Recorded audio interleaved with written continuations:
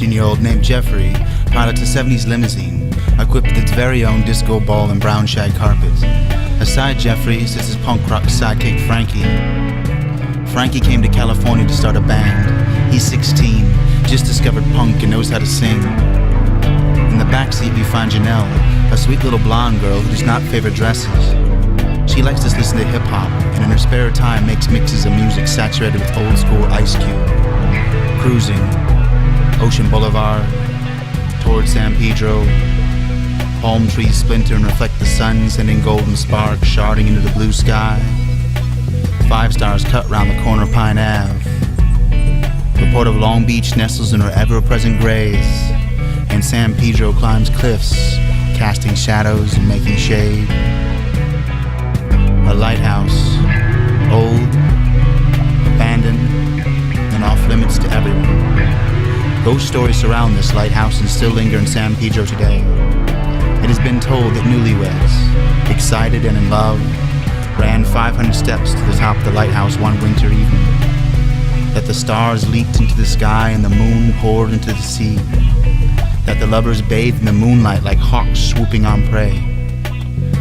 And as the gentleman handed his lady a rose, her heart broke. She fainted and fell. Anguished and blinded by guilt and sadness, the husband swore he would not live without her, and jumped to his death, his body crashed inside his beloved wife's. Jeffrey wheels the car, slaloming through traffic. Frankie and Janelle take turns huffing furniture polish. Every few minutes they burst into explosive laughter, then blend together for another huff. Frankie had brought along a newly discovered Velvet Underground tape, and just as the music climaxed, Jeffrey slid to a stop and cut the motor. As dust settles, silence lingers, and Frankie, Jeffrey, and Janelle all listen to the sound of the ocean pounding against the cliffs as the sun sets off San Pedro. Janelle kicks open her door and the smell of salt water swarms through the limo. Frankie jumps out and lights a cigarette. Jeffrey shoves his hands in his pockets and says, "We should have brought sweatshirts. We'll be fine," reassures Janelle. A full moon blues the landscape as the teenagers trudge towards the legendary lighthouse.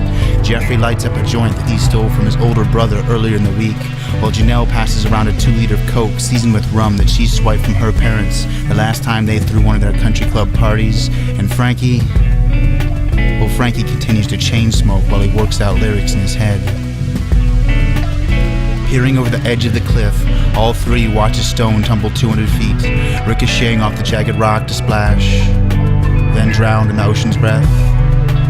Frankie flicks his cigarette and says, "Fuck, that's a long way down." "Yeah, could you imagine hitting the rocks before you get to the ocean?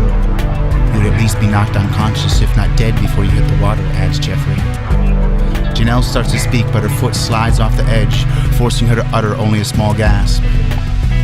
Jeffrey turns just in time to see her falling backwards, and his hand acts instinctively, plunging into the night to clasp her delicate, white, teenage wrist. But as he does this, his footing gives way. He screams and starts to slide towards the edge. Frankie's cigarette falls from his lips. He reaches for Jeffrey, but is too late. As he watches his two best friends disappear over the side of the cliff, he hears no lyrics, no guitar, no musical revolution, only horrific screams that dissipate in the wind. Jeffrey and Janelle free fall with life flashing before their eyes. Janelle remembers when she was 14 and Jeffrey took her virginity, while Jeffrey remembers the following week and how she cried endlessly. The guilt he carried because honestly, in his heart, he did love her, but had not the confidence or courage to tell her. And out of his cowardness grew regret, which festered in his heart each day till this moment, at which Jeffrey felt a small wind of relief with the thought of death. As they hit the water, the ocean slapped them both unconscious, and they drowned, slowly sinking to the bottom, hands clasped tightly together. Frankie cries. He sobs by the edge of the cliff, taking swigs from the spiked 2-liter till he pukes, then drinks again and cackles uncontrollably. With no control over his motions, Frankie does the only thing he can, runs. The alcohol had set in hours ago, and the faster Frankie runs, the more he falls, and the more he falls, the more he bleeds. When he finally reaches the car, his face is a mixture of dirt, gravel, and blood. His hand shakes as he reaches for the chrome door handles. He desperately tries each door, but has no success. Finally, he falls to his knees and prays for help. As he rests his head on the passenger side window, his blood is smeared across the dirty glass. He reaches out and braces himself with his left hand and notices, in the car, the shimmer of a silver dog tag attached to the key ring reflecting the moonlight. Frankie rips off his shirt and balls it around his hand.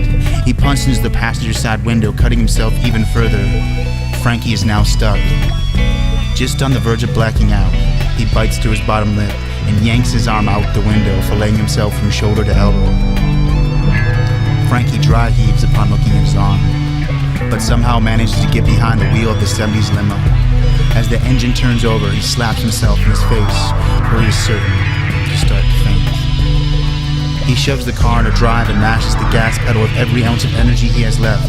The limo responds abruptly and peels out, sending a stench of burnt rubber into the air. Day is breaking, the limo cuts through the magic blue of the morning skyline like a rocket. Firefly. Frankie steers with his right thumb, weaving through the cliffs of San Pedro. Frankie nods off as he screeches around a scenic corner. He is unconscious before the limo slams into the telephone pole. He feels nothing as his body is mangled and his flesh burns as day breaks on San Pedro.